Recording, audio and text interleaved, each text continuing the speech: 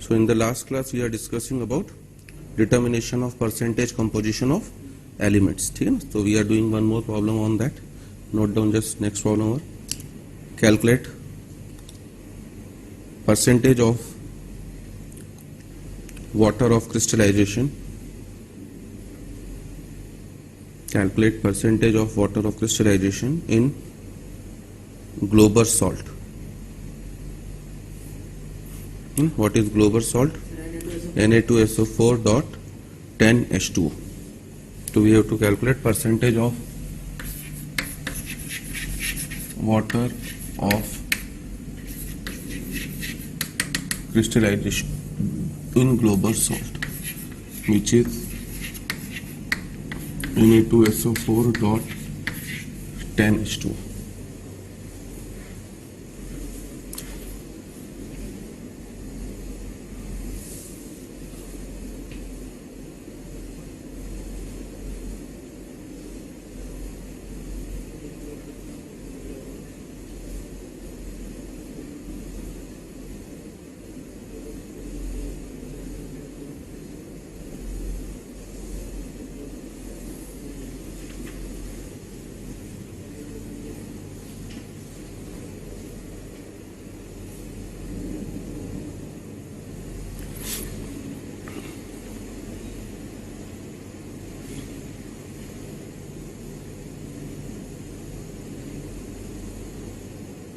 Na2 है बेटा, गलत हो जाएगा.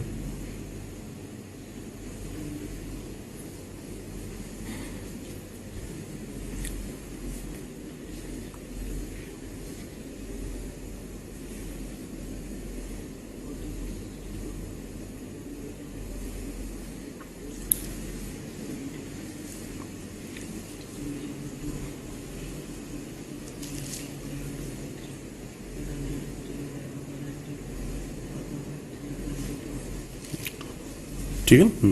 तो we just have to calculate the molar mass of Na2SO4, which is 142 plus 10 moles of water, so it is 180. So total it will be 322, है ना. And this is known as our what? Water of crystallization, है ना. तो percentage of water of crystallization will be 180 upon 322 into. ठीक है. पता कैसे लग पाता? कल मैंने पोटाशियम ली थी, देखा मतलब कुछ लगा ही नहीं इसे कि वाटर है. कल मैंने क्या करा था? पोटाशियम ली थी. पोटाशियम मतलब? हाँ, तो वो अभी एनहाइड्रस फॉर्म में बेटा, that is in anhydrous form. जब आप उसमें ड्रॉप वाइज करके पानी डालते हो तब जाके वो किस फॉर्म में आता है? अपने क्रिस्टलाइन फॉर्म में आता. समझे? जैसे नमक है आपका, नमक में आप बारिश के टाइम में देखा होगा नमक गीला होता है, तो वो जब तक नमक सूखा है तब तक वो कौन सा फॉर्म है उसका? Anhydrous form. जब वो गीला हो जाएगा तब वो उसका कौन सा फॉर्म होगा? Hydrated form. और उससे ज्यादा पानी डाल दोगे तो सॉल्यूशन बन जाएगा. तो तीन अलग अलग चीजें हमारे पास. ठीक है, चलो एक और लिखो. नेक्स्ट क्वेश्चन हमारा 16.5 gram of a metal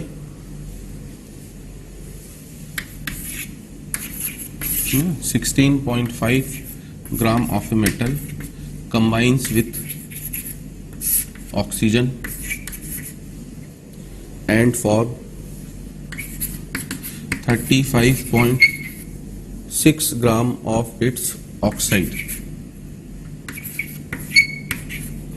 and form 35.6 gram of its oxide. ठीक है. आपसे कह रहा calculate percentage of oxygen in the oxide, in the metal oxide.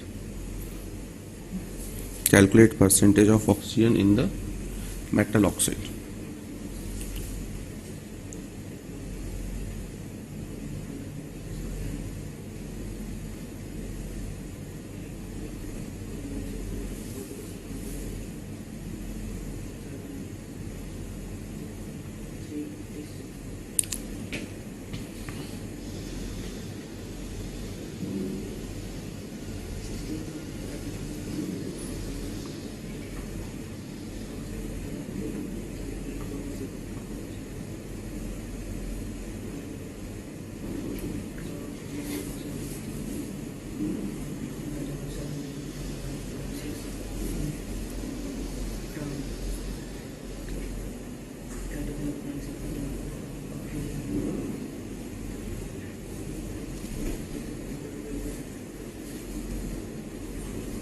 समझ। अब इसमें क्या हो जाएगा, what is the formula of percentage of any element in the compound. Percentage of element in the compound का फॉर्मूला क्या था मेरा, सर परसेंट वो compound percentage of element in compound का फॉर्मूला क्या लिखाया था मैंने आपको,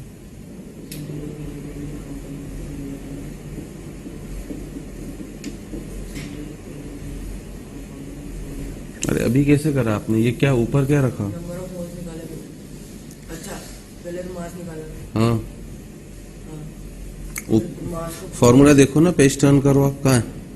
अच्छा कॉपी भी नहीं लाया, फॉर्मूले नहीं याद रख रहा है बेटा तुम, एक ही तो हो, अब एक जना भी फॉर्मूला नहीं याद रखेगा तो मैं तेरे को ही तो पढ़ा रहा हूँ और किसको तो ना पढ़ा रहा हूँ यहाँ पे। क्या फॉर्मूला था, ऊपर क्या रखा हमने, जिसका परसेंट निकालना है उसका वेट, और नीचे क्या लिखा था हमने, है ना, मोलर मास या टोटल वेट इनटू 100। तो अब आपको जो in the present question he is asking for percentage of oxygen, तो परसेंटेज ऑफ ऑक्सीजन का मतलब मुझे ऊपर किसका वेट रखना है, ऑक्सीजन का, नीचे क्या करना है, वेट ऑफ कंपाउंड, ठीक है ना, या फिर मोलर मास। तो आपको ध्यान हो तो मैंने दो चीजें लिखी थी कि कंपाउंड का वेट या फिर उसका मोलर मास इनटू 100। तो इन द प्रेजेंट केस क्या मुझे मेटल के ऑक्साइड का एग्जैक्ट फॉर्मूला पता है, नहीं पता है, क्योंकि मेटल कौन सी मुझे ये पता नहीं है। तो क्या मैं मोलर मास कैलकुलेट कर सकता हूँ, नहीं कैलकुलेट कर सकता हूँ, बट मुझे वेट ऑफ कंपाउंड तो पता ही है कि ऑक्स 35.6 है। तो इस वजह से अब नीचे तो कौन सी नंबर आ जाएगी आपकी 35.6 इंटू 100, ऊपर आएगा किसका वेट आपका, ऑक्सीजन का। तो अगर मेटल का वेट इतना है, मेटल के ऑक्साइड का वेट इतना है, तो that mean what will be the weight of oxygen, 35.6 minus 16.5। Law of conservation of mass यहाँ पर भी होल्ड करेगा, that's why we have learn that laws in the last class. तो अगर आप इसको सॉल्व करते हो तो इट विल बी कितना, 19.1, ठीक है ना, बस that will be our answer. तो इस तरह से छोटे छोटे कॉन्सेप्चुअल क्वेश्चन बन सकते हैं हमारे, क्लियर। शुड नेक्स्ट लिखो एक और थर्ड क्वेश्चन हमारा,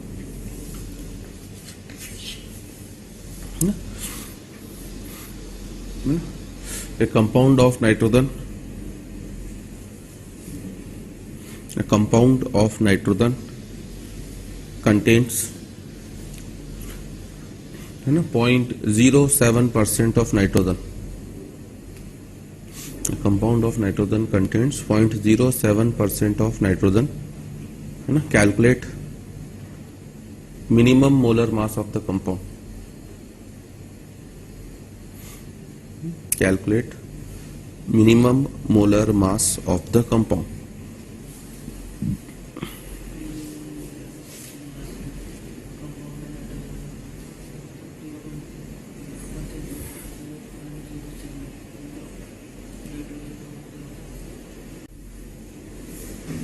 क्या करा, परसेंटेज दे रखी थी 0.07 equals to 28 upon molar mass. 28 क्यों लिया,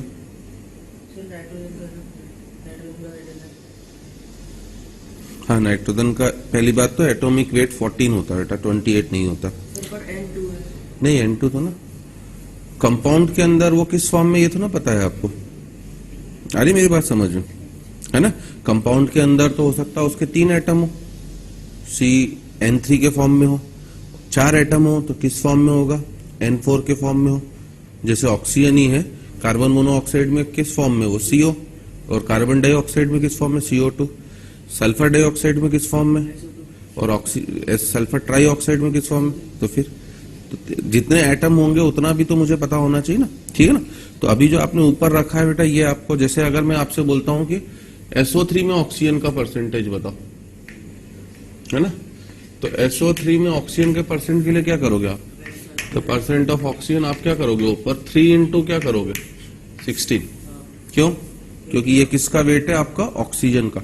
16 क्या है ऑक्सीजन का, एटॉमिक मास, और 3 उसके क्या है, एटोमिसिटी, डिवाइडेड बाय आप SO3 का मोलर मास रखोगे 80 इंटू 100, तो ये 5, और इसलिए आपका आंसर हो जाएगा कितना परसेंट, 60%, ठीक है। अब जो मैंने आपको कंपाउंड दिया है, ठीक है ना, उसमें आपसे मैंने पूछा है परसेंटेज ऑफ किसका, नाइट्रोजन, ठीक है ना। A compound of nitrogen contains 0.07% of nitrogen. तो अगर आपको ऊपर जो रखना है वो किसका वेट रखना है, नाइट्रोजन का, और नीचे क्या रखना है आपको, मोलर मास इनटू 100, ठीक है ना। आपसे मोलर मास तो ऑलरेडी प्रॉब्लम में पूछा गया है, तो एक चीज तो अननोन आ चुकी है ना। परसेंटेज का आपको फॉर्मूला याद रखना है, जो भी परसेंटेज वाला क्वेश्चन होगा वो हमेशा इसी फॉर्मूले से होगा आपका। तो I know the percentage of nitrogen, है ना, and the given question is asking for the molar mass of the compound, so I should know the weight of nitrogen. तो how could I know the weight of nitrogen in the compound without knowing the formula of compound, है ना, because it may contain 1 atom of nitrogen. If 1 atom of nitrogen is there, then weight of nitrogen will be 14. If 2 atoms of nitrogen are there, then 28. If 3 atoms, then 42. So how can we know the weight of nitrogen without knowing the compound? Because I do not know the compound. Ki what is the compound? It is the question in the form of unknown. That's why in the question you can see ki there is a wording, calculate minimum molar mass. That's why this is the wording, है ना। Again it is a very important question. इसके ऊपर आपको खूब question मिलेंगे books वगैरह में। What is the concept of minimum molar mass? Minimum का मतलब क्या है, सबसे कम। सबसे कम कब मिलेगा, जब एटलीस्ट एक एटम तो हो, क्योंकि कोई भी कंपाउंड होगा उसमें किसी भी एलिमेंट का एक एटम तो जरूर होगा। आ रही मेरी बात समझ में? तो सबसे पहले नोट कर लो इस चीज को, concept of minimum molar mass, है ना। पहले ये नोट कर लो, concept of minimum molar mass. अगर किसी क्वेश्चन में आपसे मिनिमम मोलर मास पूछा जा रहा है, आई मेरी कॉन्सेप्ट समझ में, ठीक है ना। So concept of minimum molar mass is, है ना, for minimum molar mass of any compound, for minimum molar mass of any compound, that compound should contain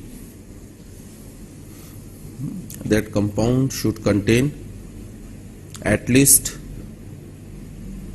1 atom of the element. That compound should contain at least 1 atom of the element whose percentage is given.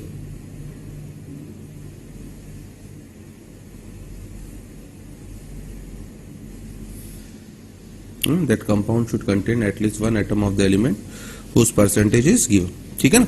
तो अब बस आपका question solve हो गया बेटा।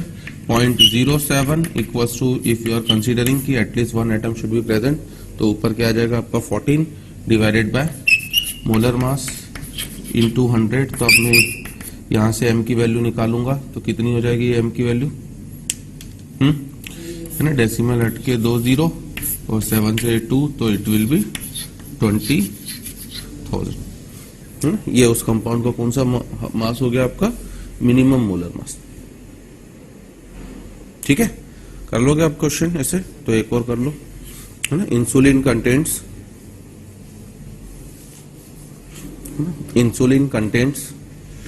0.0016% of sulphur, 0.0016% of sulphur. Insulin contents, पता है ना इंसुलिन कहाँ यूज होती, डायबिटिक के जो पेशेंट्स होते हैं उन्हें इंसुलिन की इंजेक्शन दी जाती है ना, तो इंसुलिन में सल्फर होता है। Insulin contents 0.0016% of sulphur, calculate minimum molar mass of insulin, calculate minimum molar mass of insulin.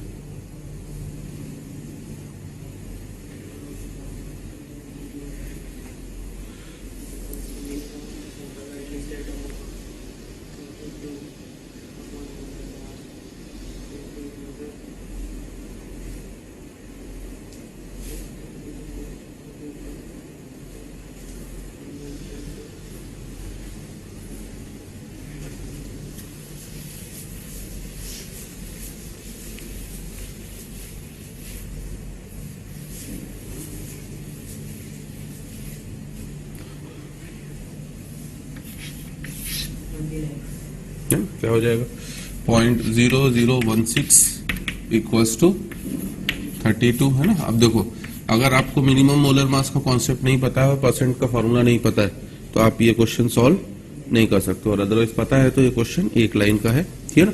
तो इमीडिएटली मैं ये हटाता हूं, तो ये 10 की पावर कितना हो जाएगा, 4 और 16 से ये 2, so my answer will be, है ना, m will be equals to 2 into 10 की पावर 6। क्लियर? चलो एक और लिखो नेक्स्ट। हीमोग्लोबिन पता होगा क्या होती है हीमोग्लोबिन? ब्लड में होती है ना। क्या काम होता है हीमोग्लोबिन का? ऑक्सीजन को कैरी करती है, ठीक है ना। और कौन सी मेटल प्रेजेंट होती है हीमोग्लोबिन में? आयरन, है ना। तो next question is our based on haemoglobin, है ना। हीमोग्लोबिन कंटेन्स 0.04%, है ना। Haemoglobin contains 0.04%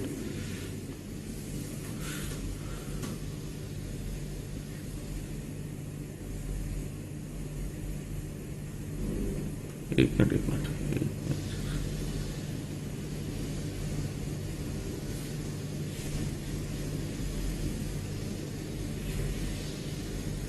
0.25%, sorry, change the data.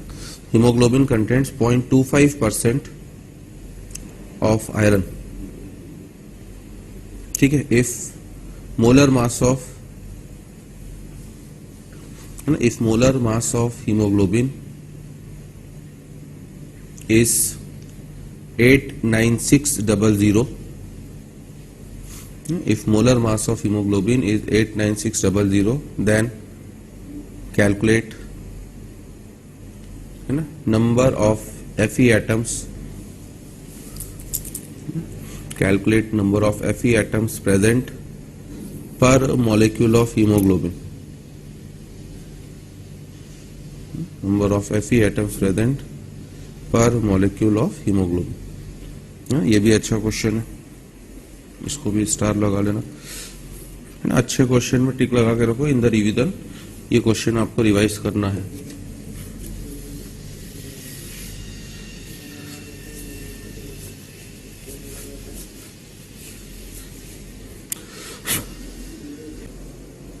अभी मैंने क्या बोला आपसे, है ना, कि SO3 अगर मैं बोलूंगा कि अगर मैं आपसे ये पूछूं कि वो, है ना, number of atoms of oxygen in one molecule of SO3, तो क्या बोलोगे आप? Number of oxygen atoms in one molecule of SO3 अगर मैं पूछता हूं तो 3 बोलोगे ना। क्यों? क्योंकि आपको उसका फॉर्मूला पता है, बट हीमोग्लोबिन का फॉर्मूला मुझे पता नहीं है। तो इस क्वेश्चन की हेल्प से we do not require the formula, but we can predict the number of Fe atoms present in one molecule of the compound, है ना। फर्स्ट ऑफ ऑल कि आपकी कैलकुलेशन गलत जा रही, 40 नहीं 4 हो जाएगा, तुमने एक जगह मिस्टेक कर दी, बाकी सही जवाब दे रहा हो, है ना। मिस्टेक क्या करी है देखो। अब ये क्वेश्चन भी conceptually you can feel the level of question काफी बढ़िया है। If somebody does not know the formula of weight of percent वाला, तो ये क्वेश्चन वो सॉल्व नहीं कर सकता है, ठीक है ना। और पता हो तो तुरंत कर लेगा। तो 0.25% का मतलब क्या? मैं 0.25 को 1/4 लिख सकता हूँ। ये किसका परसेंटेज है? Fe का। दैट मीन ऊपर किसका वेट आएगा? Fe का। नीचे क्या आएगा? Molar mass of compound which is 89600 into 100, तो ये 2 0 तो गए बेटा। तो वेट ऑफ Fe जो हो गया मेरा 896/4 मतलब 224, ठीक है ना। तो ये आपका 224 अगर हो गया तो अब मैं क्या निकाल सकता हूं? Number of Fe atom. Fe के एक एटम का मास कितना होता है? 56। तो इसलिए बस नंबर ऑफ Fe एटम्स के लिए क्या करूं मैं? इस 224 को किससे डिवाइड कर दूं मैं अपना? 56। तो माय आंसर विल बी कितना? 4, है ना। जेई में पता होगा आपको कि आजकल इंटीजर टाइप क्वेश्चन भी आते हैं सिंगल डिजिट में, तो बस ये हमारा सिंगल डिजिट का आंसर हो जाएगा सीधे सीधे, ठीक है। चलो कर लोगे परसेंटेज वाले सब, है ना। फॉर्मूला एक ही है, प्रॉब्लम्स का वेरिएशन खूब अलग अलग तरीके से हो सकता है आपको। चलो अब नेक्स्ट लिखो हमारा अगला टॉपिक, है ना, एम्पेरिकल फॉर्मूला,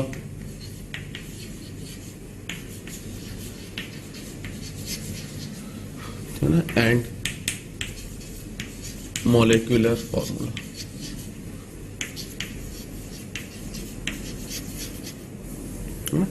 एम्पेरिकल फॉर्मूला को हम लोग डिनोट करेंगे शॉर्टकट में किससे? EF से, और मॉलिक्यूलर फॉर्मूला को हम लोग डिनोट करेंगे किससे? MF से, ठीक है ना। What is the meaning of formula? फॉर्मूले का मीनिंग क्या है ना, इंपेरिकल मॉलिक्यूलर तो अलग बाद में आते हैं हम लोग। ऑर्गेनिक केमिस्ट्री में जब आप जाओगे तो वहां पर और भी काफी सारे तरह के नए नए फॉर्मूले आएंगे। Structural formula, bond line formula, है ना, 3D फॉर्मूला, कंडेंस्ड फॉर्मूला, तो इस तरह से और आएंगे। In the physical chemistry we are majorly required 2 types of formula, empirical and structure, है ना, एम्पेरिकल एंड मॉलिक्यूलर। जब हम लोग केमिकल बॉन्डिंग पढ़ेंगे तब हम लोग कंपाउंड्स की स्ट्रक्चर्स को भी देखेंगे, बट अभी हमारा काम केवल इन दो से। तो सबसे पहले what is the meaning of formula? Formula क्या होता है?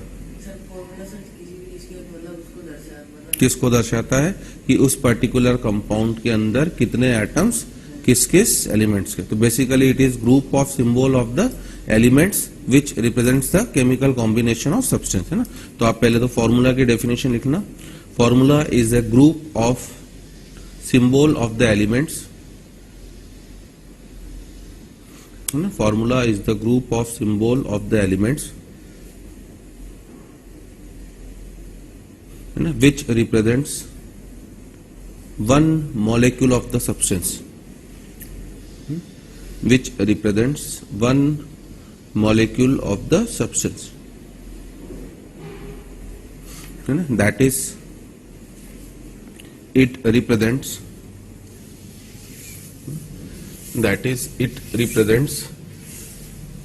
chemical combination of substance,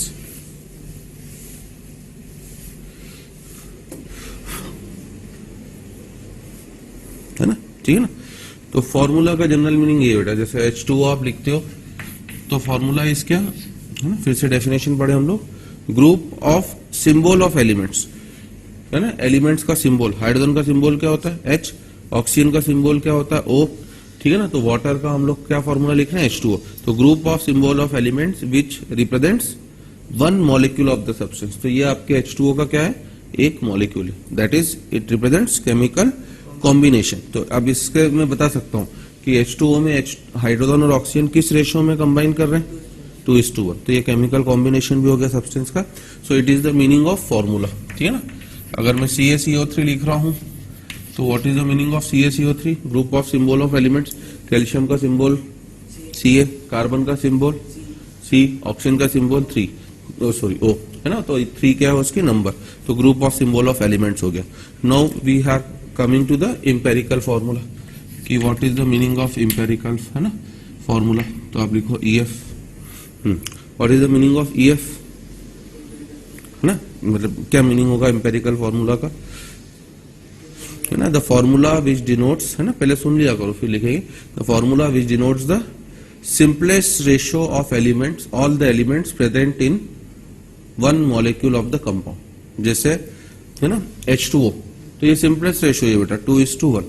but अगर मैं C2H4 बोलता हूं, C2H4 में कार्बन के कितने एटम्स हैं? H के कितने हैं? 4। ये सिंपलेस्ट रेशियो नहीं है। 2:4 को सिंपल रेशियो में क्या लिख सकता हूं? 1:2। तो जो फॉर्मूला होगा अगर मैं 1:2 कर दूं तो what will be the formula? CH2। तो CH2 क्या है उसका? Empirical formula. और C2H4 क्या होगा उसका? मॉलिक्यूलर फॉर्मूला, है ना। क्या डिफरेंस हो गया?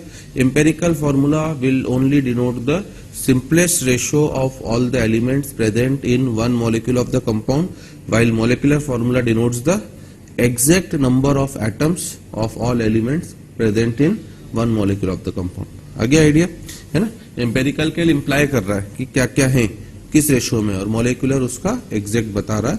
तो आप पहले EF की डेफिनेशन लिख लेना, है ना, है ना। Formula which denotes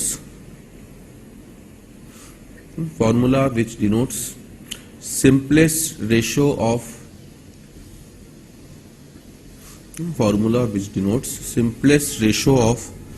all the elements, simplest ratio of all the elements present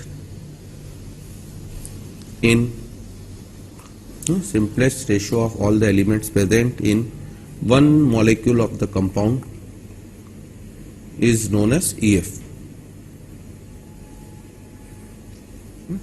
Formula which denotes simplest ratio of all the elements present in one molecule of the compound is known as EF, है ना। It is the meaning of EF. अब पहले MF की भी definition लिख लो, फिर हम लोग इस पे प्रॉब्लम्स कर रहे हैं।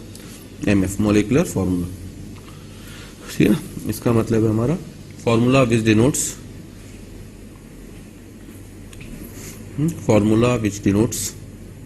exact number of atoms,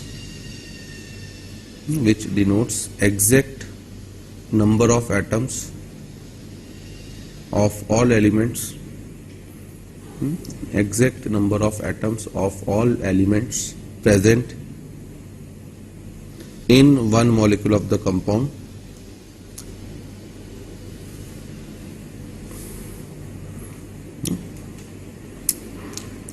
in one molecule of the compound is known as MF. ठीक है ना, तो EF आपको बताता है कौन सा रेशो, सिंपलेस्ट रेशो, ठीक है, जबकि MF क्या बताता है आपको, एग्जैक्ट रेशो। ठीक है ना, अब जैसे अगर मैं एग्जांपल लिखूं ग्लूकोज है ना, अब ग्लूकोज का मुझे पता है कि इसका मॉलिक्यूलर फॉर्मूला क्या होता है, C6H12O6। ये एग्जैक्ट फॉर्मूला है ना कि in glucose, in the one molecule of glucose there are 6 atoms of carbon, 12 atoms of hydrogen and 6 atoms of oxygen. But if I am going for the empirical formula of glucose है ना, तो इसका empirical formula क्या होगा, simplest ratio 6:12:6 का simplest ratio क्या होगा, 6 common निकल सकता है, 1:2:1, so it's empirical formula will be CH2। है ना, अरे मेरी बात समझो, ठीक है ना। अगर मैं कोई कंपाउंड लिखता हूं जैसे है ना अमोनिया, है ना, अब अमोनिया का मुझे पता है कि मॉलिक्यूलर फॉर्मूला क्या होता है इसका, NH3। अब इसके अगर मैं एम्पेरिकल फॉर्मूला की बात करूं ये है ना, लोएस्ट रेशो इंटीजर में होना चाहिए बेटा, और लोएस्ट कितना होना हो सकता, 1 ही हो सकता। तो मुझे ऑलरेडी पता है कि अमोनिया में तो किस रेशो में, 1:3, तो दैट मीन इसका एम्पेरिकल फॉर्मूला भी क्या रहेगा मेरे लिए, NH3 ही रहेगा, है ना। तो ये दोनों सेम भी हो सकते हैं और डिफरेंट भी हो सकते हैं, ठीक है ना। अब दोनों के बीच में हमारा है ना रिलेशन किस तरह से निकलेगा, ठीक है। तो नेक्स्ट लिखना हमारा, नेक्स्ट लिखो relation between MF and EF।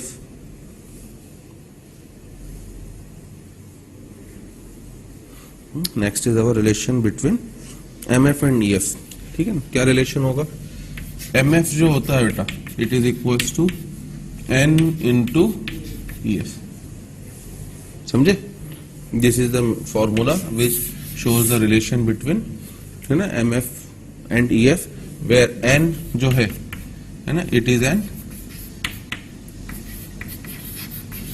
Integer, है ना, और जिसको कैलकुलेट किस तरीके से करोगे, which will be calculated by MFM molecular formula mass upon EFM that is empirical formula mass.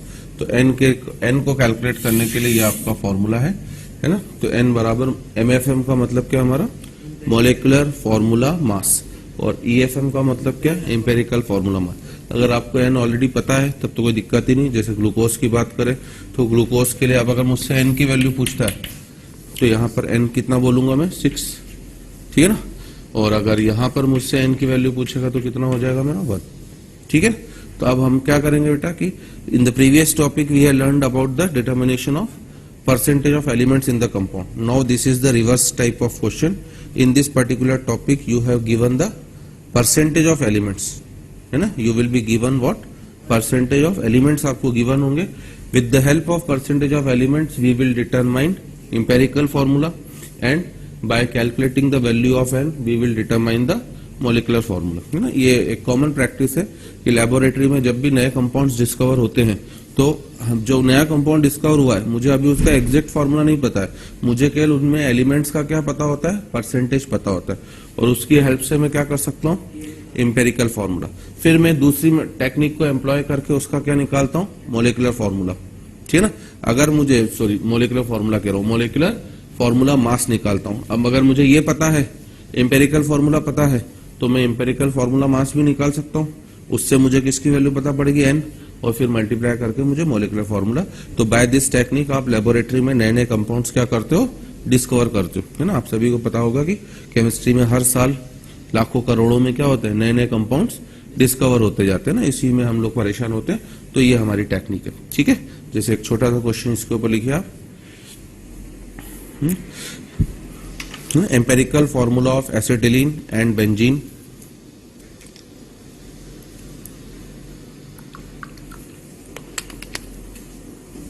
Empirical formula of acetylene and benzene is CH, ठीक है। If molecular formula mass of acetylene and benzene,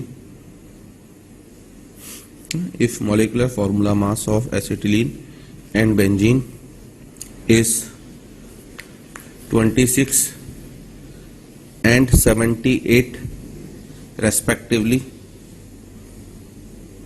then calculate 26 and 78 respectively, then calculate है ना molecular formula है ना of acetylene and benzene, then calculate molecular formula of acetylene and benzene।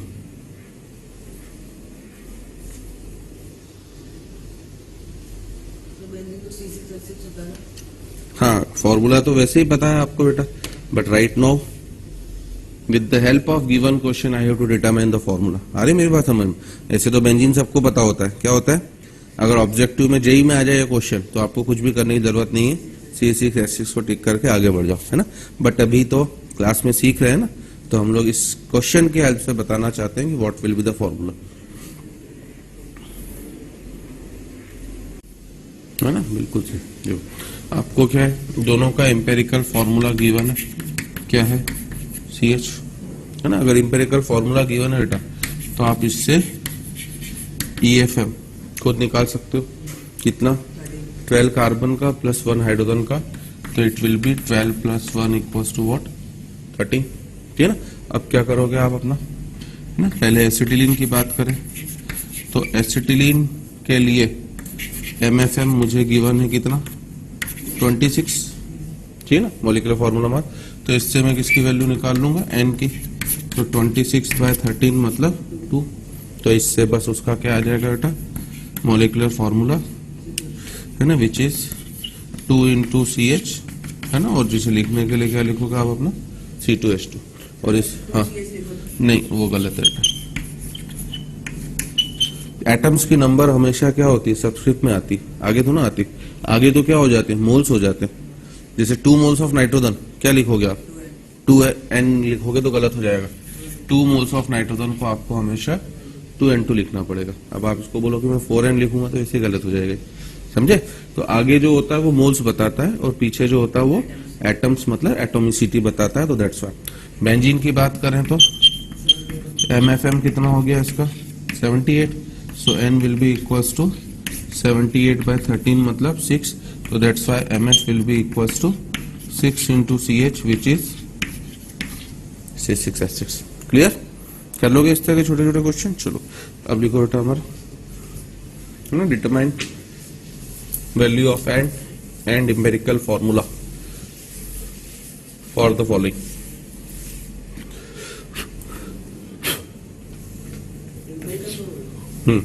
Value of and empirical formula, है ना, chart wise ही करना। Compound दे रहा हूं मैं आपको, उसका एम्पेरिकल फॉर्मूला क्या होना चाहिए और उसमें एन की वैल्यू कितनी होनी चाहिए।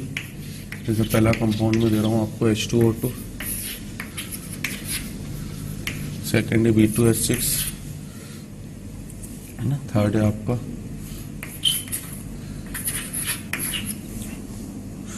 FeSO4, है ना, फोर्थ है आपका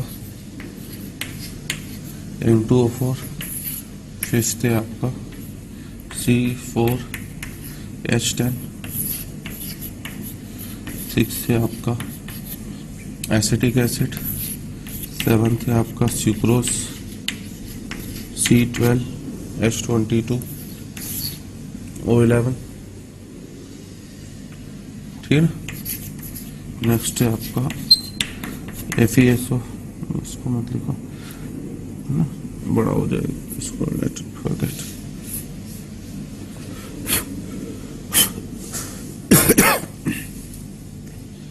ठीक है ना। और इसके अलावा आप ले सकते हो बेटा Al2O3,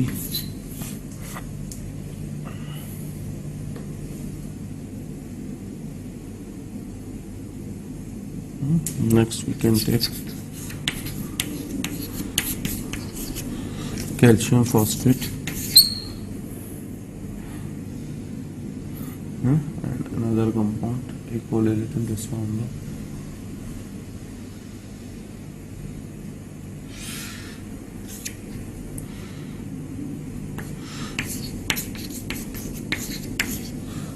C6H12O6।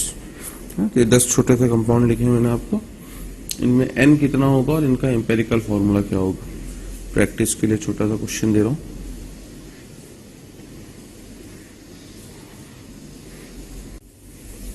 क्या हो जाएगा फर्स्ट के लिए, है ना, HO and value of N is 2, B2H6 के लिए BH3 N की वैल्यू 2, थर्ड के लिए FeSO4 और 1, फोर्थ के लिए NO2 एंड 2, C4H10 के लिए C2H5 एंड 2, है ना।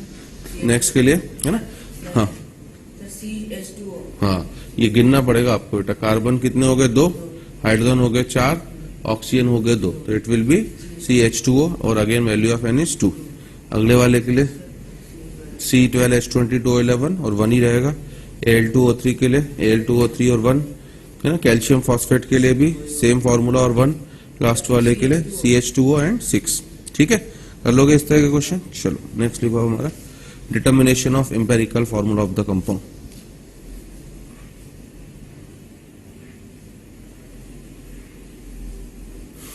Determination of empirical formula of the compound, ठीक है। और इसमें लिख लेना EF of any compound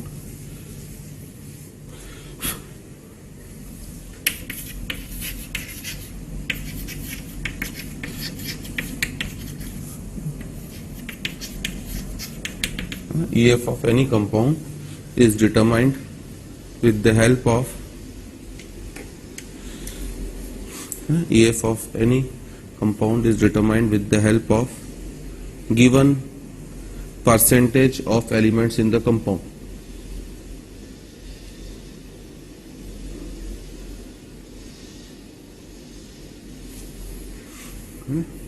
Empirical formula of any compound is determined with the help of given percentage of the elements in the compound, ठीक है ना।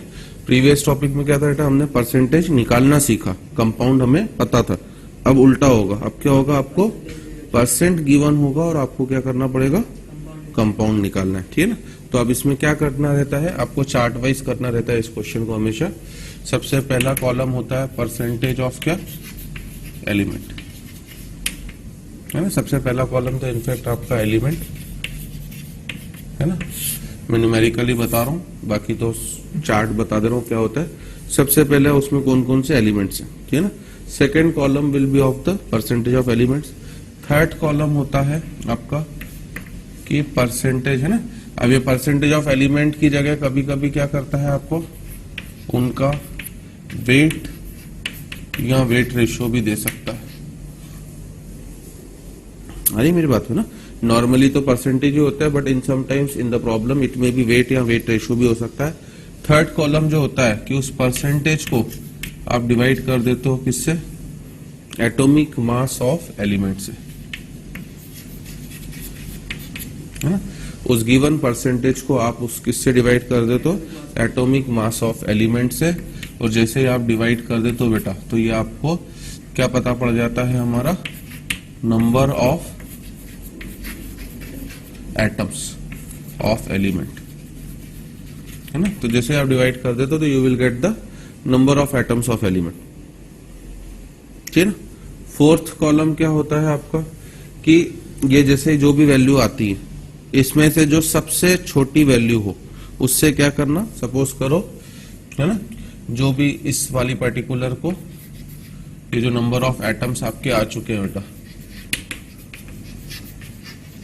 है ना, इसको आप डिवाइड कर देते हो कौन सी वैल्यू से, अपनी लोएस्ट वैल्यू से, ठीक है ना। तो ये आपको क्या बता देगा,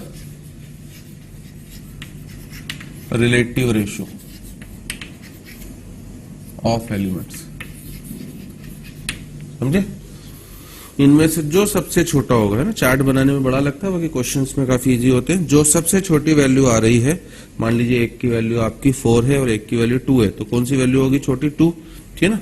तो 2 को आपने 2 से डिवाइड करा तो एक तरफ तो 1 हो जाएगा, 4 को 2 से डिवाइड करा तो 2 आ गया, तो वो आपको क्या मिल गया? Relative ratio of elements. 1:2 हो गए, तो बस आपका फॉर्मूले में 1/2 का रेशियो हो गया, है ना। अब ये भी हो सकता है बेटा कि ये जो आप जब डिवाइड करोगे ये आपका इंटीजर न हो सकता है एक 1 हो रहा हो और एक 1.5 हो रहा हो, ठीक है ना। तो अगर इंटीजर नहीं होगा तो क्या करेंगे? उसे इंटीजर बनाने के लिए, ठीक है ना, ये जो रिलेटिव रेशियो है ना, रिलेटिव रेशियो ऑफ एलिमेंट्स, इसको आप किसी लोएस्ट किससे मल्टीप्लाई कर दोगे? इंटीजर से, है ना, लोएस्ट नंबर से। आगे मेरी बात समझ में? अगर इंटीजर ही आ जा रहा है 4th स्टेप में तो मुझे 5th स्टेप की कोई भी जरूरत नहीं है, बाकी अगर नहीं आता है तो मुझे 5th स्टेप में जाना पड़ेगा। क्लियर? ठीक है ना।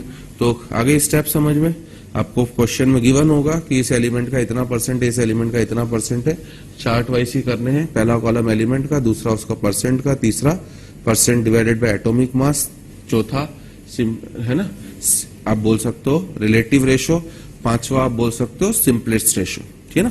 तो अब मैं शॉर्टकट में आपको एक क्वेश्चन बता के समझा रहा हूं। अभी तो ये बड़ा हो गया, तो आप शॉर्टकट में बस हमारे लिए यही लिखेंगे, एलिमेंट, परसेंटेज, ठीक है ना, atoms that is percentage upon atomic mass, फिर अगला है ना रिलेटिव रेशियो दैट इज, है ना, एटम्स की नंबर को किससे डिवाइड करेंगे? लोएस्ट से, और लास्ट विल बी क्या हमारा? Simplest ratio, that will be R को, रिलेटिव रेशियो को लोएस्ट नंबर से, है ना। तो ये भी नोट कर लेना, ये हमारा फाइनल टेक्निक है, बस इसकी हेल्प से, क्योंकि इंपेरिकल फॉर्मूला के ऊपर आपको खूब क्वेश्चन मिलेंगे। अब हर क्वेश्चन बस इस टेक्निक से आपका इजीली क्या हो जाएगा? सॉल्व हो जाएगा।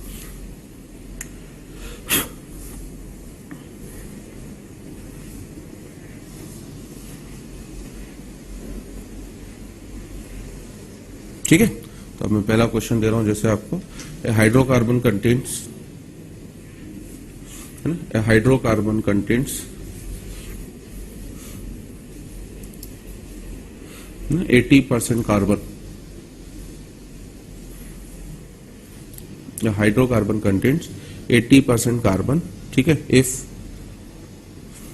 Molecular formula mass of hydrocarbon, if molecular formula mass of hydrocarbon is 30, then calculate is 30, then calculate its MF and EF, molecular formula and empirical formula। पहली प्रॉब्लम है, देख लो, हाइड्रोकार्बन है मतलब कौन कौन से एलिमेंट्स होंगे बेटा? Carbon and hydrogen. तो एक कार्बन है, दूसरा हाइड्रोजन है। फर्स्ट कॉलम में ये लिखना है आपको, कार्बन का कितना परसेंट दे दिया मैंने आपको? 80, तो डेफिनेटली हाइड्रोजन का कितना हो जाएगा आपका? 20, ठीक है ना, क्योंकि दो ही एलिमेंट है, ठीक है ना। अब 80 को तो मैं डिवाइड कर दूं किससे? 12 बेटा, कार्बन, ठीक है ना। और बी केयरफुल कि पूरा डेसिमल में निकालने की जरूरत नहीं है, क्योंकि आपको सिंपलेस्ट रेशियो चाहिए बेटा, तो आप इसे अभी 20/3 छोड़ दो, है ना, पूरा डिवाइड करने की जरूरत नहीं है। और 20 को आप किससे डिवाइड करोगे? 1 से, तो 20/1 कितना हो गया? 20। अब इनमें से जो लोएस्ट नंबर हो, कौन सी है लोएस्ट नंबर? 20/3, ठीक है ना। तो 20/3 को भी मैं डिवाइड करूंगा 20/3 से, कितना हो गया? 1। और 20 को डिवाइड करूंगा किससे मैं? 20/3 से, मतलब 3। इंटीजर ही है बेटा, तो इसलिए सिंपलेस्ट रेशियो भी कितना हो गया मेरा? 1:3 का। That mean the molecular formula is CH3, sorry molecular formula, that mean empirical formula is what? CH3, ठीक है ना। आगे मेरी बात समझे। अब EF आपको पता पड़ चुका है बेटा, तो what will be the EFM? Empirical formula mass, तो 12 + 3, तो इट विल बी, है ना, 12 + 3 विच इज 15। और आपको MFF प्रॉब्लम में गिवन ही कितना है? MFM आपका 30 है। तो बस इससे अब आप क्या कर सकते हो बेटा? N की वैल्यू निकाल लोगे विच इज 30/15, और 30/15 कितना हो गया आपका? 2। So our molecular formula will be 2 into CH3 which is C2H6. आगे समझो, हर क्वेश्चन इसी कॉन्सेप्ट से होगा, बस कभी कभी आपको परसेंटेज की जगह वेट रेशो या वेट भी दिया जा सकता है.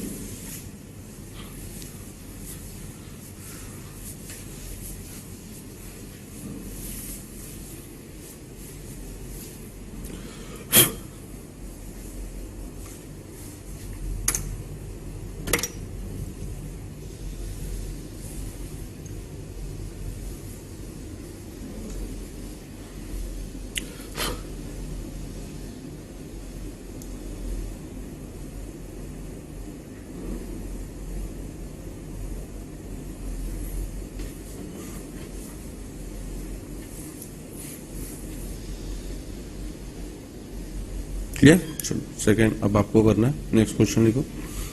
A compound contents a compound of C H and O, ऐसा करके लिखना. A compound of C H and O contents 52.2% of carbon,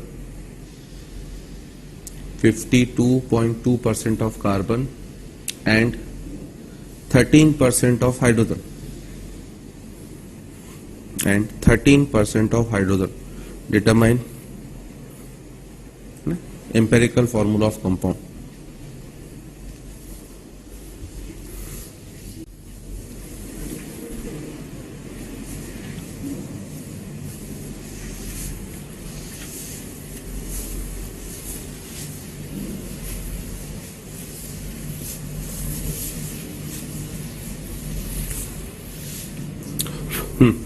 What are the elements?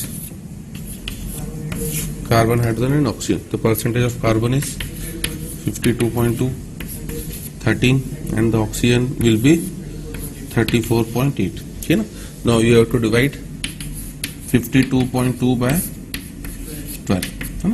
Rough, you have to do rough calculation. तो rough calculation कैसे होगी? 12 4 जा कितना? 48 है ना. बचा कितना आपके पास? 4. फिर से कितना हो गया आपका? 42. ठीक है ना. फिर से कितनी बार जाएगा ये? 3 बार. तो उसके बाद कितनी बार जाएगा? 5 है. हाँ वही जैसे भी कर लो, वही 4.35 अप्रोक्सीमेटली. ठीक है. अब ये तो कितना हो गया बेटा आपका? 13/1 मतलब 13 ही हो गया. ठीक है ना. और 34.8, now you have to divide the 34.8 with 16 है ना. अब देखो, अब यहाँ पर मेरा कॉन्सेप्ट समझो कि जब आपको पता है कि अगली स्टेप में क्या करना है, आपको डिवाइड करना है. क्योंकि एग्जाम में है ना 11th में तो आएंगे, जेई में भले ना आए इस टाइप के क्वेश्चन, बट 11th में खूब क्वेश्चन पूछते हैं, टेस्ट में खूब क्वेश्चन आएंगे. ये कितनी बार जाएगा इसका बेटा? 3 टाइम्स जाएगा. 4.35 को आप 3 से मल्टीप्लाई कर दो, कितना हो जाएगा? 13 ही होगा. ठीक है ना. यहाँ पर मुझे क्या दिख रहा है? 16 का डबल कितना होता है? 32. तो डेफिनेटली ये नंबर जो होगी इसकी भी आधी होगी बेटा. तो मैं अप्रोक्सीमेटली इसे बिना कुछ ज्यादा दिमाग लगाए हुए सीधे सीधे आधा लिख सकता हूं, क्योंकि 16 का डबल 32 कितना हो गया आपका? 28. अब एक ही बार जाएगा तो 2.1 भी आ गया. देखो फिर 7 आ रही. मेरी कैलकुलेशन भी समझना आपको, क्योंकि टाइम बचाना है. तो मुझे ऊपर की 2 से आइडिया मिल गया, तीसरी कैलकुलेशन को मैं बिना डिवाइड करे हुए, क्योंकि आप कैलकुलेशन देखो लंबी कर रहे हो है ना, और मैं ओरली कर रहा हूं. तो that technique you have to also learn in the class. अब बस आपका जो लोएस्ट नंबर है वो कौन सा हो गया? 2.17. अब अगर आप इसको डिवाइड कर देते हो 4.35 अपॉन 2.17 तो 2. ठीक है ना. दिख ही रहा है मुझे. इसको डिवाइड कर दूंगा तो 1, और 13 को डिवाइड करता हूं तो कितना? अभी मैंने बता दिया ये इसका 3 टाइम्स है, तो डेफिनेटली इसका सीधे 6 टाइम्स हो जाएगा. तो अब ये सीधे उसी रेशो में आ चुके हैं बेटा. तो इट विल बी 2, 6 एंड 1. क्योंकि इंपेरिकल फॉर्मूला वाले क्वेश्चन में ना ये कैलकुलेशन हमेशा रहेगी, और उसको अवॉइड करने की टेक्निक यही है कि आप जब 2 को डिवाइड कर चुके हो तो तीसरे को रफ हिंट से, क्योंकि अल्टीमेटली आपको इंटीजर चाहिए बेटा, और वो इंटीजर तभी आ सकता है तो मुझे एग्जैक्ट पूरा डिवीजन पे जाना भी नहीं है. तो that mean my formula will be C2H6O. ठीक है. चलो एक और क्वेश्चन लिखो. अब इसी टेक्निक को अप्लाई करना, अगले क्वेश्चन में भी कैलकुलेशन है. A compound of chromium, potassium and oxygen, compound of chromium, potassium and oxygen. देखो ऑब्जेक्टिव प्रॉब्लम में what technique you have to apply कि if J pattern is objective, suppose 4 options are given and if I am giving you the molar mass of compound, you need not have to solve the question, just go for the molar mass. You have written 4 options, just check the molar mass, जो भी match हो गया that will be your answer, है ना। तो exam में तो ये टेक्निक्स हमें लगानी पड़ेंगी तभी हमारा काम होगा, बट क्लास में लर्न करने के लिए हम लोग पूरा सॉल्व करेंगे। तो compound of potassium, chromium and oxygen contains, है ना, 26.6% of potassium and 38% of oxygen and 38% of oxygen, ठीक है ना। If molar mass of the compound is 294, then calculate its MF and EF.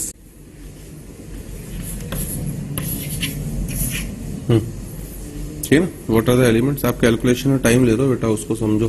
Potassium, chromium and oxygen. और क्या percentage है potassium? 26.6, है ना। क्रोमियम का 38, oxygen is 38.4 and remaining will be oxygen only 38% है। ओके, क्रोमियम 35.4, ठीक है। Now you have to divide 26.6 को किससे डिवाइड करोगे, हैं?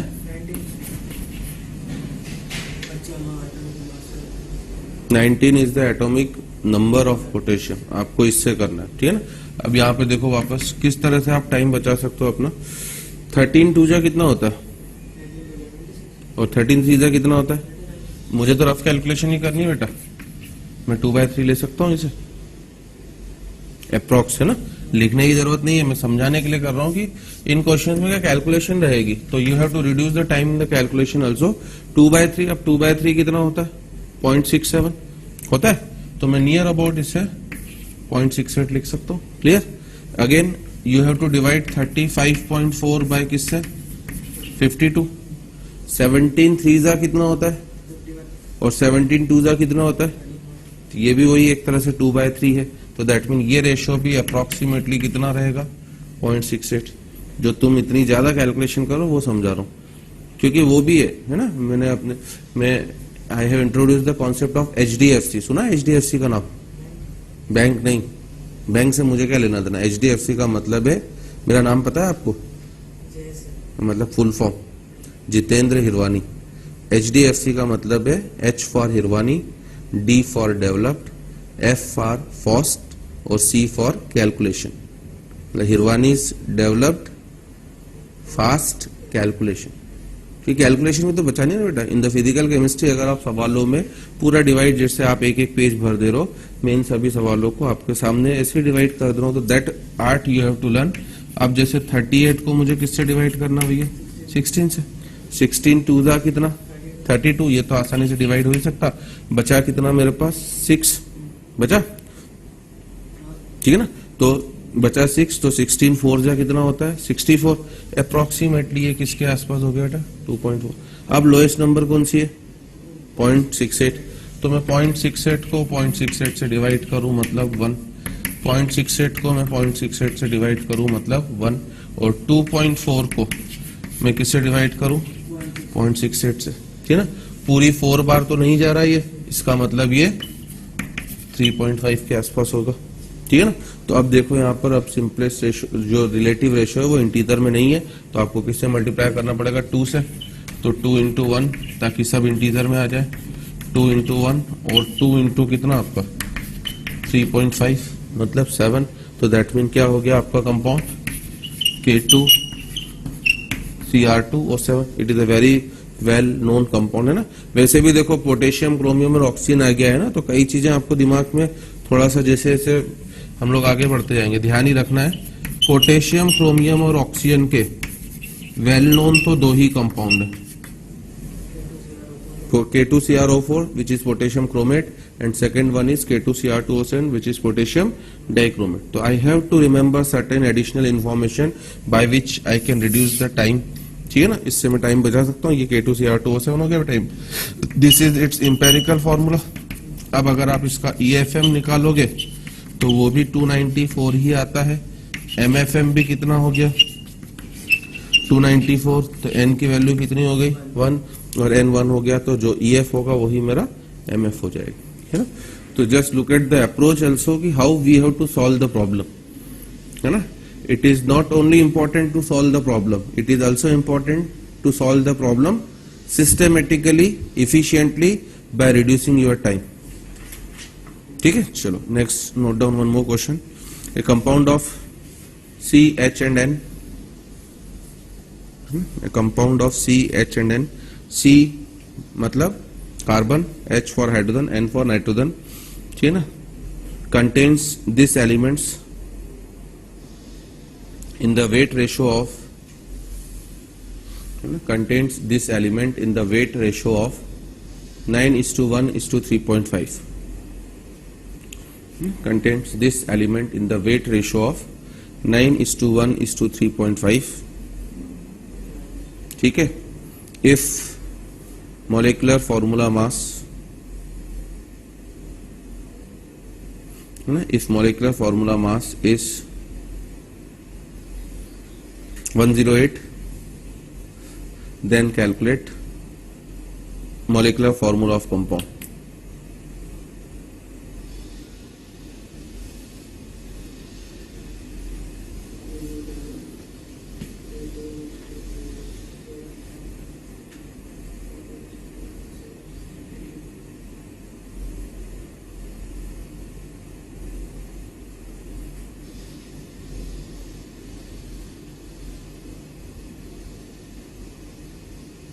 कार्बन, हाइड्रोजन और नाइट्रोजन है ना 9:1:3.5. C18H2O7.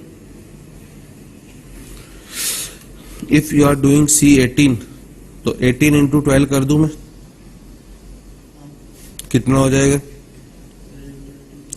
120 से तो ऐसे ज्यादा हो जाएगा. And I am giving you the molar मास कितना, तो तुमने तो उसको पता नहीं कहां छोड़ दिया पीछे है. जाना दिल्ली था, पहुंच गए अमेरिका. अभी तो बाकी को तो काउंट ही नहीं करा हमने. एंड फर्स्ट ऑफ ऑल कि I am giving you nitrogen, you are writing oxygen. C18H2O7 लिखा है आपने फॉर्मूला.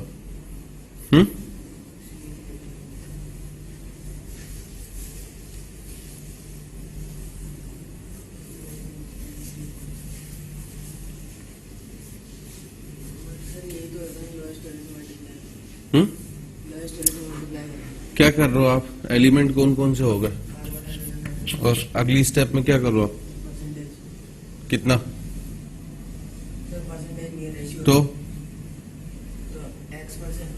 बेटा ये वेट रेशो है, ये क्यों नहीं समझ रहे हो आप. ये मोल रेशो तो होना है कि आपने सीधे 2 से मल्टीप्लाई कर दिया. मैंने आपको बताया था अभी ऊपर की परसेंटेज ऑफ एलिमेंट या वेट रेशो भी हो सकता है. और अगर वेट या वेट रेशो भी होगा तो पहले मुझे क्या करना पड़ेगा, एलिमेंट्स. मुझे पता था जैसे ही मैं वेट में आऊंगा ना आप गड़बड़ कर दोगे, इसलिए मैं हर तरह की एक एक प्रॉब्लम लिख के लाया हूं आपको समझाने के लिए. तो ये वेट रेशो है, ना कि मोल्स का रेशो है, एटम्स का रेशो नहीं है. और इस वेट रेशो को भी अगेन मुझे क्या करना पड़ेगा, वही टेक्निक लगानी पड़ेगी. 9/12 1/1 एंड 3.5/14. ये हो गया 3/4, ये हो गया 1, ये हो गया 1/4. अब लोएस्ट नंबर कौन सी हो गई मेरी 1/4. इससे डिवाइड करूंगा तो 3, 4 और 1. चूंकि सिंपलेस्ट रेशो ही है तो ये 3, 4 और 1 ही हो गया. That mean my compound is C3H4N. ये उसका क्या हो गया एम्पेरिकल फॉर्मूला. अब अगर मैं इससे इसका एम्पेरिकल फॉर्मूला मास निकालूंगा तो 12 3 36 प्लस 4 40 प्लस नाइट्रोजन का 14 विच इज 54. और आपको MFM दिया गया था 108, है ना. तो अब आप यहां से किसकी वैल्यू निकालोगे, N की. तो 108/54 विच इज 2. तो इस चक्कर में आपका जो मॉलिक्यूलर फॉर्मूला हो जाएगा विच इज C6H8N2. तो क्वेश्चन देखो बढ़िया क्वेश्चन है. यू हैव टू है ना, रन योर ब्रेन ऑल्सो कैसे करना है, और सिस्टमेटिकली बस 4 या 5 लाइनों में क्वेश्चन क्या हो जाएगा, सॉल्व हो जाएगा।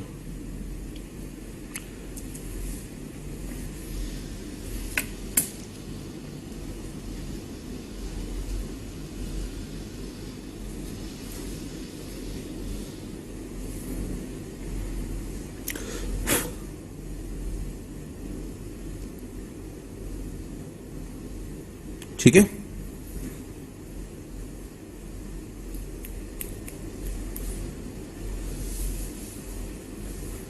चलो तो एक और क्वेश्चन करते हैं इसके ऊपर, है ना। 2 oxides of metal, 2 oxides of metal contains 50% and 40%. 2 oxides of metal contain 50% and 40% of metal respectively. Contains 50% and 40% of metal respectively. ठीक है, if formula of first oxide, if formula of first oxide is MO,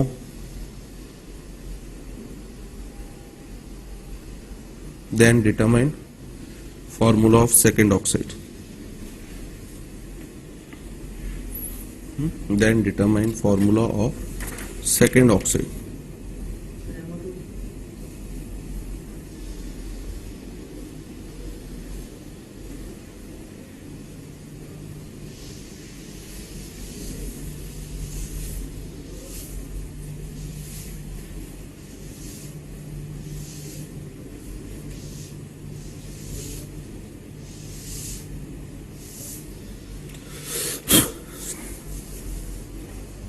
तो पूरी है नहीं होता, percentage तो 90 हो गई, तो 10% तो ऑक्सीजन हो जाएगी।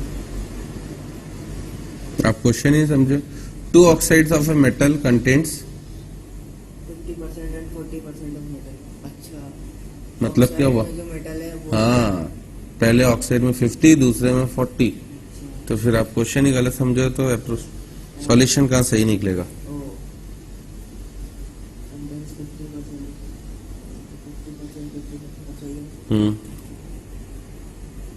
ये तो फर्स्ट ऑक्साइड हो गया। तो 1:1 रेशियो होगा इसका। 1:1 तो m हो जाएगा। अब सेकंड कितना कंटेंट कर रहा है, सेकंड को m हो, ये 40 और ये 50,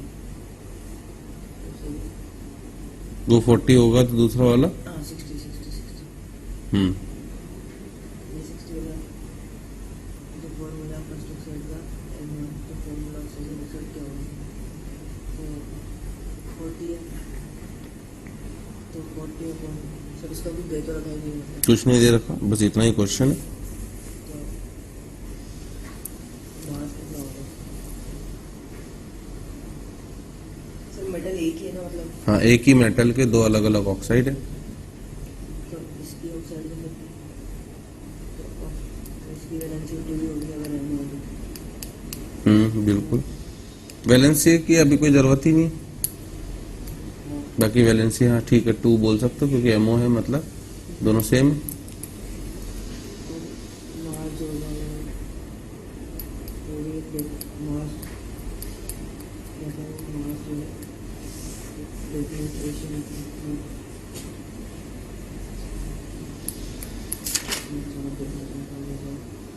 एलिमेंट परसेंटेज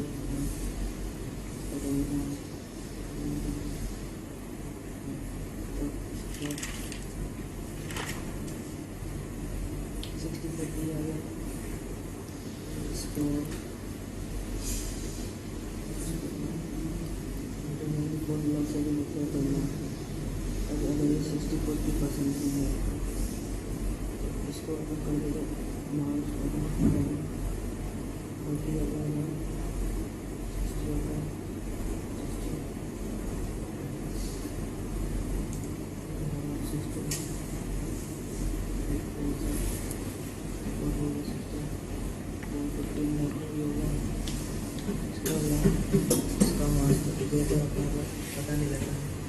केमिस्ट्री के क्वेश्चन यही होते हैं बेटा, है ना। ऐसा लगता है कि बस अभी बन जाएगा, अभी बन जाएगा, करने बैठो तो क्या करते हैं, थोड़े से उलझ जाते हैं। तो वो चीजों को सब कुछ दिया हुआ है बेटा, मुझे तो ओरली दिख रहा है, आप पकड़ नहीं पा रहे हो। देखो, अगर मैं फर्स्ट ऑक्साइड की बात करता हूं, if I am going for the first oxide, जिसका फॉर्मूला मुझे दे दिया है क्या, MO। In the first oxide it is given कि मेटल का परसेंट कितना है, 50, तो डेफिनेटली ऑक्सीजन का भी परसेंट कितना होगा, 50, ठीक है ना।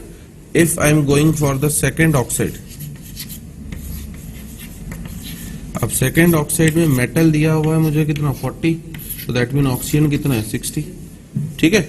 हमारी टेक्निक क्या होती है बेटा कि मुझे परसेंट को किससे डिवाइड करना पड़ता है, एटॉमिक मास से, ठीक है। इसको आप 50 बाय किससे डिवाइड करोगे, 16 से। इसको 50 बाय किससे डिवाइड करोगे, ए से, यही होता है। अब आपको दिख रहा है कि MO का मतलब क्या है, दोनों किस रेशो में, दैट मीन दोनों क्या होने चाहिए, इक्वल होने चाहिए, ठीक है ना। If they are present in 1:1 ratio, that mean this two things should be equal.